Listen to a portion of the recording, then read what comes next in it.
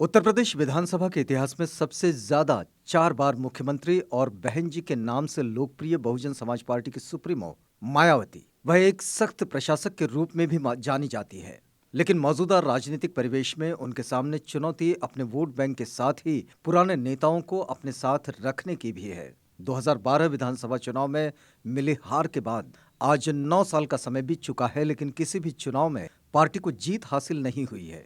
आलम तो ये है कि 2022 के उत्तर प्रदेश विधानसभा चुनाव में पार्टी की अगली रणनीति क्या होगी, इसको लेकर भी असमंजस की स्थिति बनी हुई है। अपने 3 दशक से लंबे सियासी सफर में मायावती के साथ ऐसा पहली बार है कि उन्हें लगातार 4 चुनाव हारने और पार्टी नेताओं की बगावत से जूझना पड़ा है। 2012 से अब तक मायावती अपने कई दिग्गज नेताओं को खो चुकी है। इतना ही नहीं, उन पर पैसे लेकर टिकट देने का आरोप भी लगा। बावजूद इसके मायावती ने अपने वोट बैंक को अपने पास संभाल के रखा है। बात अलग है कि उनका वोट बैंक सीटों में तब्दील नहीं हो सका। गेस्ट हाउस कांड को भुलाकर 2019 के लोकसभा चुनाव में उन्होंने समाजवादी पार्टी से गठबंधन तो किया, लेकिन ज्यादा फायदा नहीं हुआ।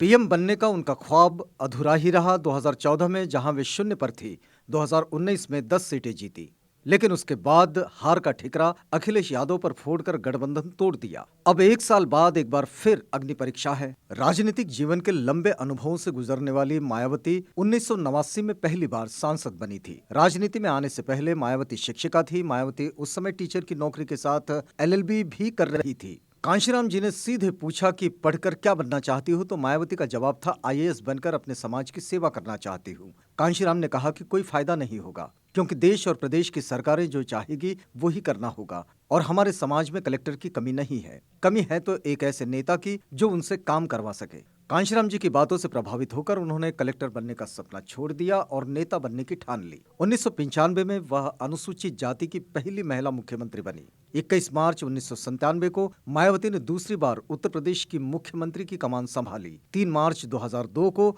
मायावती तीसरी बार यूपी की मुख्यमंत्री बनी और 26 अगस्त 2002 तक पद पर रही।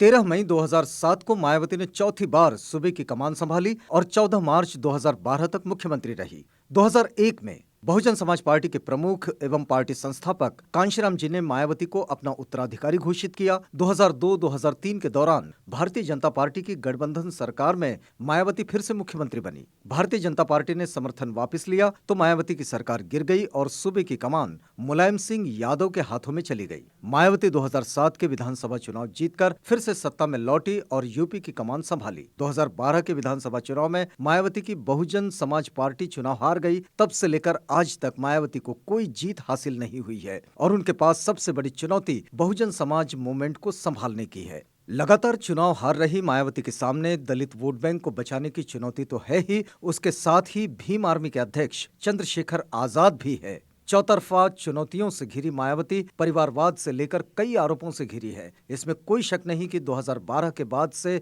जितने भी चुनाव हुए हैं, मायावती का अपने परंपरागत वोट बैंक से लगाव कम हुआ है।